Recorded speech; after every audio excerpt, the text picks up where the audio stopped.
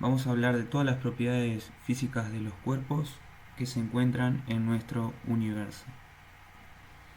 Comenzando con los elementos químicos, en esta hoja tenemos un listado en orden alfabético y con su número atómico de todos los elementos químicos, como ser el aluminio, el bario, el berilio, con su símbolo y el número atómico.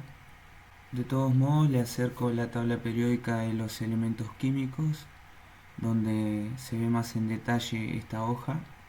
Esta es la Sargent-Welch, donde se especifica todos los elementos químicos de acuerdo al número atómico en orden ascendente, desde el 1 hasta el 103. Y las características en específico, por ejemplo, para el zinc, tenemos la simbología, el número atómico, que corresponde al número de electrones y protones, el peso atómico de, por ejemplo, un mol. En los capítulos anteriores habíamos hablado de que una de las unidades internacional es el mol, que corresponde a 6,02 por 10 a la 23 átomos del elemento químico en análisis. Es decir, que el peso atómico de 6,02 por 10 a la 23 átomos de zinc es de 65,39 gramos, ¿sí? También tenemos la configuración electrónica de los electrones en los distintos orbitales que giran alrededor de los protones y neutrones. Les voy a mostrar una imagen de la ubicación de los elementos de un átomo genérico. Los electrones giran en una órbita elíptica y en el centro del átomo tenemos los protones y neutrones. Dentro de la tabla periódica tenemos otros elementos como ser el flúor, el cloro, el bromo, el yodo, los gases inertes como ser el helio, el neón, el argón, el criptón, el cobalto, el níquel, el cobre, el titanio, el vanadio, el cromo, el molibdeno, el niobio, el tantalio, el tungsteno, para lo que es herramientas de acero rápido. El carburo de tungsteno, por ejemplo, es un compuesto que en su esencia tiene carbono y tungsteno, ¿sí? Tenemos acá el litio, las conocidas baterías de litio, el berilio, el magnesio, el potasio, el rubidio, el bario. También tenemos el oro, el mercurio, el plomo.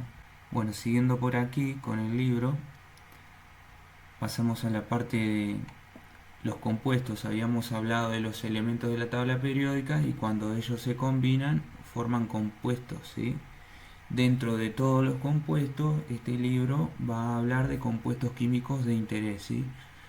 Como ser la acetona, el agua, que es H2O, el ácido sulfuroso, tiene dos átomos de oxígeno y uno de azufre, la cal apagada, la cal viva, el carburo, carburo de calcio, el óxido de cromo, el talco, el conocido talco, el yeso, vinagre y su composición química, ¿sí? Siguiendo por acá, tenemos los pesos específicos de los materiales sólidos, líquidos y gases, comenzando con los cuerpos sólidos. Por ejemplo, el acero al carbono tiene 7,85 kilos por decímetro cúbico.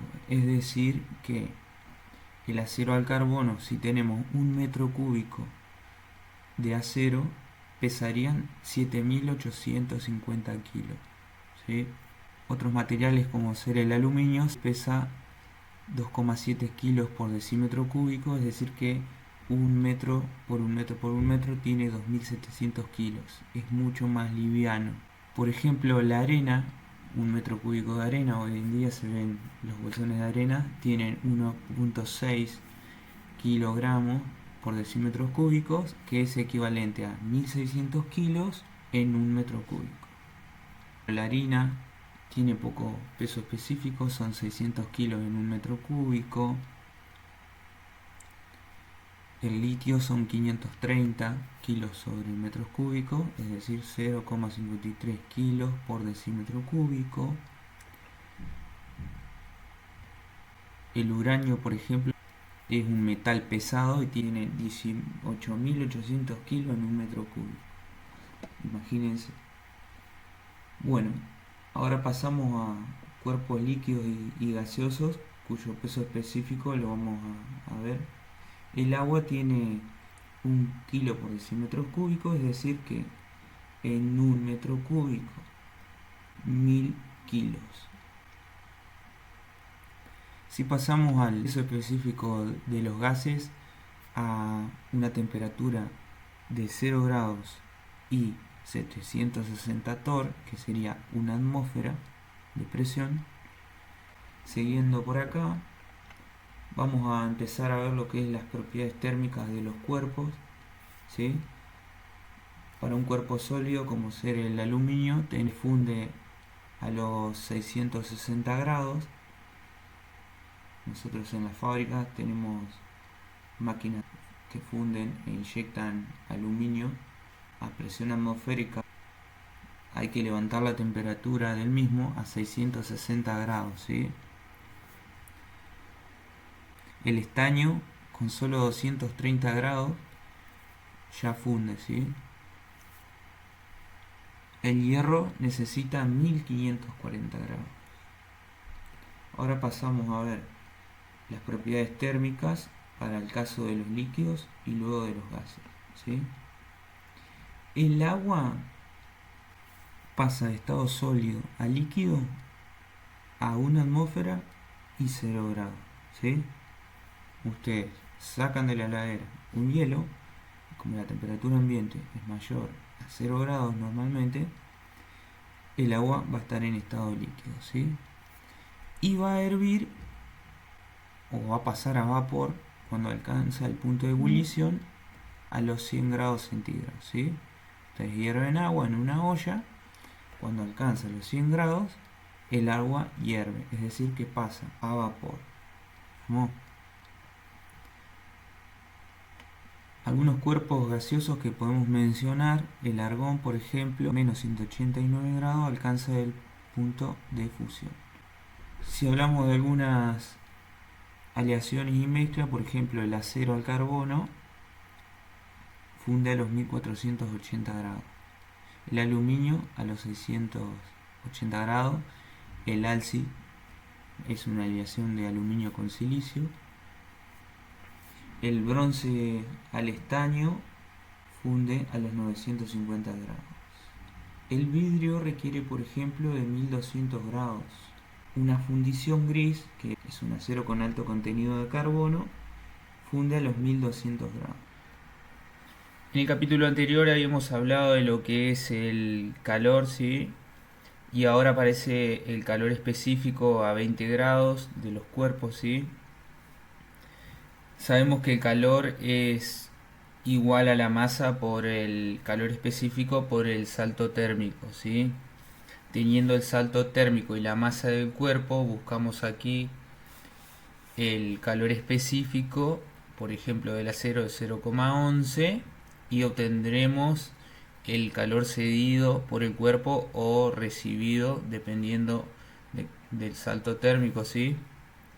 Por ejemplo, para el caso del aluminio tenemos un calor específico de 0,2, del agua tenemos 1. La potencia calorífica es la cantidad de energía térmica en un sistema que libera o absorbe en un determinado tiempo, ¿sí? Entonces, por ejemplo, la antracita tiene 8000 kilocalorías por kilogramos de capacidad, ¿sí? El etano 12400, que es un gas. El gas natural, por ejemplo, 11400 kilocalorías por kilogramos. Aquí en la tabla le falta la K a la kilocaloría por kilogramo, ¿sí? Luego pasamos a lo que es coeficiente de conductividad, ¿sí? Los materiales tienen una capacidad para conducir el calor. Algunos tienen mucha capacidad y otros tienen poca capacidad de transmitir el calor. El cobre tiene 320, es muy buen conductor del calor, por eso se utilizan en intercambiadores, radiadores. El oro también tiene 260. Siguiendo por acá, vamos a ver lo que es la dilatación y la contracción de un material sólido, ¿sí? Todo material tiene un coeficiente que lo identifica intrínseco y que con ese coeficiente podemos saber cuánto alargamiento longitudinal hay con un salto térmico. Por ejemplo, si tenemos un acero a 20 grados centígrados y aumenta la temperatura a 150 grados, por ejemplo en un riel de 1 metro, un riel de trenes, y aumenta la temperatura, el material va a sufrir un alargamiento longitudinal. En vez de medir 1 metro, va a medir 1 metro y un poco más, ¿sí? Si hacemos la longitud inicial de 1 metro por 1 más el coeficiente alfa por el salto térmico, me va a dar la longitud que va a tener a los 150 grados, ¿sí? Si lo dejamos libre. Ahora bien, si no dejamos que haya extensión en los extremos de ese riel y queremos mantenerlo a 1 metro y la temperatura se incrementa, va a aparecer una fuerza a veces muy grande, a veces no es tan grande. Para el caso del acero aparece una fuerza bastante grande. La fuerza que aparece es proporcional al coeficiente de dilatación térmica lineal por el módulo de elasticidad o de Young del material multiplicado por el área de la sección transversal de ese material y multiplicado por el salto térmico que se origina. Esa fuerza se mide en kilogramos fuerza, ¿sí? El concepto de contracción lineal es la diferencia entre las dimensiones de un molde frío y las de un cuerpo frío que ha sido fundido en ese molde. Y lambda es igual a la diferencia de la longitud del molde en frío menos la longitud del cuerpo fundido frío sobre la longitud del molde por 100. ¿Sí? Esos coeficientes intrínsecos de cada material, para el caso del aluminio el alfa es 0,00024. Para el cobre es 17, para el acero 0,00012, el bronce 18 y los coeficientes de contracción lineal para el acero es de 1,8%, para el cobre 1,4%. Son datos que si queremos hacer cálculos para que funcionen ante dilataciones y contracciones de distintos cuerpos sólidos, tomamos de referencia estos coeficientes, hacemos el cálculo y vemos qué fuerza resultó o qué dilatación tuvo. Bueno, ahora pasamos a las características de elementos importantes, como ser el aluminio, que en estado sólido tiene un peso específico de 2,7 kilos por decímetro cúbico, se funde a los 660 grados y hierve a los 2270 grados. Además, su coeficiente de dilatación lineal es de 0,00024, tiene un módulo de elasticidad o de Young de 7200 y tiene una resistencia sometida a tracción. ¿Qué quiere decir? Que cuando agarro una barra y la tiro de las puntas, va a resistir a la tracción en una sección de 1 milímetro cuadrado de 14 a 20 kilos por milímetro cuadrado, ¿sí? El cobre está en estado sólido, tiene 8.900 kilos por metro cúbico, funde a los 1085 grados y hierve a los 2330 grados. Posee un coeficiente de dilatación lineal de 17, un módulo de elasticidad de 12.700 y una resistencia a la tracción entre 25 y 30 kilos por milímetro cuadrado. dependiendo del elemento que queramos estudiar, recurrimos a esta tabla y sacamos las características, ¿sí? Luego vamos a hablar de las propiedades físicas de los cuerpos, que es el estado físico de un cuerpo. Según la agrupación de las moléculas, el estado físico será sólido cuando la cohesión es grande, líquido cuando la cohesión no es tan intensa y gaseoso cuando la repulsión de las moléculas es mayor que la cohesión, ¿sí? Algunas propiedades físicas características de los cuerpos son la extensión, la divisibilidad, la porosidad, la expansibilidad, la compresibilidad, la inercia, la pesantez, el peso específico que vimos hoy. Las acciones de las fuerzas moleculares de los cuerpos van a hacer a que tenga las características de dureza, su plasticidad, la ductibilidad, la maleabilidad, la fragilidad para las fundiciones que son muy frágiles, la elasticidad. Por ejemplo, dice que es la propiedad por la que un cuerpo modifica su forma y extensión bajo la acción de una fuerza externa y la recobra cuando ésta se va, ¿sí? La tenacidad es la resistencia que tiene un cuerpo al impacto de una fuerza. La capilaridad, la adherencia, la absorción, la difusión y la ósmosis. Luego aparece lo que es la escala de dureza de Mohs. Para medir la dureza de un material, aparece lo que es la escala de dureza de Mohs, que un mineral se le mide la resistencia al rayado contra una sustancia conocida como son las del listado del 1 al 10, desde el talco hasta el diamante. Luego seguimos con la descripción de los elementos más importantes. Por ejemplo, para saber lo que es el aluminio, es de aspecto plateado, dúctil, maleable, tenaz, ligero, sonoro, resistencia a la corrosión, buen conductor. El bario es de color blanco, amarillento, dúctil y fácil de fundir, se oxida en contacto con el aire y con el agua. El calcio, por ejemplo, es de color blanco con brillo plateado, alcalino térreo. Dentro de la tabla de los elementos es blando, poco duro, dice. El carbono, en forma de grafito, es opaco, gris, negro, frágil, en forma de diamante, cristalizado en color o negro. El cobre es de color rojo pardo brillante, característico, dúctil y maleable, muy buen conductor del calor y de la electricidad. De la electricidad porque es el elemento por excelencia en la relación precio y calidad de prestación en los cables, en los conductores eléctricos, envainados por supuesto con un plástico. Tenemos también el estaño, es de color plateado oscuro, blando, dúctil y maleable. Con añadirle calor se hace frágil y quebradizo. Otros elementos, como ser por ejemplo el hierro, es de color gris azulado, tenaz, dúctil y maleable, no es estable en estado puro, en polvo arde en el aire.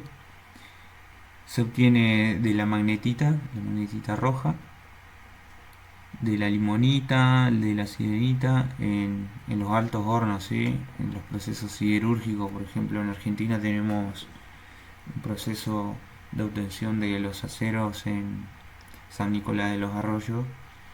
Está Ternium, que obtiene los aceros de distintas características tomando la materia prima que es la magnetita, la limonita. Siguiendo por acá vamos a ver el nitrógeno en condiciones de una atmósfera y a temperatura ambiente. Es un gas, el nitrógeno. Si lo vemos en los envases es nitrógeno líquido y cuando sale a la atmósfera se hace un gas, ¿sí? El oro, sabemos lo que es el oro, es un material de valor a nivel histórico, es de color amarillo y se clasifica en quilates. Tenemos oro de 18 quilates, 24 quilates. Es un metal precioso, por lo que le vengo mencionando. Hoy día tiene un valor de $200 promedio el gramo a nivel mundial. Después tenemos otro elemento importante que es el oxígeno. Está en forma de gas en la atmósfera, la plata, el platino, el plomo, el potasio, el silicio, el sodio, el titanio, muchas prótesis se hacen de titanio, el uranio enriquecido, el 235 es un isótopo, se utiliza como combustible nuclear en forma de barras de control dentro del reactor nuclear. Ese reactor nuclear transfiere calor hacia el generador de vapor, el agua pasa a vapor, ese vapor mueve una turbina de vapor y esa turbina de vapor a través del eje mueve un generador eléctrico y ese generador eléctrico transfiere la energía eléctrica al sistema interconectado nacional. El zinc es un metal de color blanco azulado y de brillo intenso, bastante blando, maleable, no se oxida. Se emplea en zinc galvanizado del acero, por ejemplo las chapas de zinc. Aliado al cobre se obtienen los latones, ¿sí? Por ejemplo, cuando nuestros abuelos tenían latones, son chapas aliadas con cobre y zinc y se obtienen los latones, famosos latones, ¿sí? Por eso dicen que tienen uso doméstico. Bueno, ahora vamos a hablar de los recubrimientos y capas protectoras de los metales, ¿sí? Los metales se recubren para obtener mayor resistencia ante los ambientes, ¿sí? Y también para una cuestión estética. Por ejemplo, vamos a hablar del recubrimiento de aluminio, del cadmio, del níquel contra agente atmosférico, el embellecedor del cobre, del cromo, de la plata, el recubrimiento de cromo, estaño, el recubrimiento de esmalte sintético, por ejemplo, que es embellecedor, el recubrimiento protector y embellecedor, o sea, cumple las dos funciones. Y para eso se utilizan distintos métodos. Por ejemplo, en la inmersión se sumerge el metal a recubrir en una disolución de sal del metal cubridor y fijado este se extrae la pieza, se lava y se seca. Puede ser un baño fundido, un baño galvánico, una difusión, una pulverización, un chapado, un pavonado. El esmaltado, la pieza base, se recubre por medio de un baño vitrio, ¿sí? Constituido por silicato, borato y aluminato, acompañado de bórax u otros agentes, y esto se aplica en caliente. Un barnizado y pintado, se cubre la pieza por medio de barniz o de una pintura de esmalte sintética, epóxica. Luego tenemos lo que es un tratamiento químico, se sumerge la pieza a cubrir en una solución salina a gran temperatura que reacciona con el material de base formando una capa aisladora, ¿sí? Después tenemos lo que es operaciones, el recubrimiento del aluminio en baño fundido en capas de micrones por difusión, el recubrimiento de un acero especial por pulverización, el recubrimiento del cadmio, el recubrimiento del cromo, distintas técnicas, ¿sí?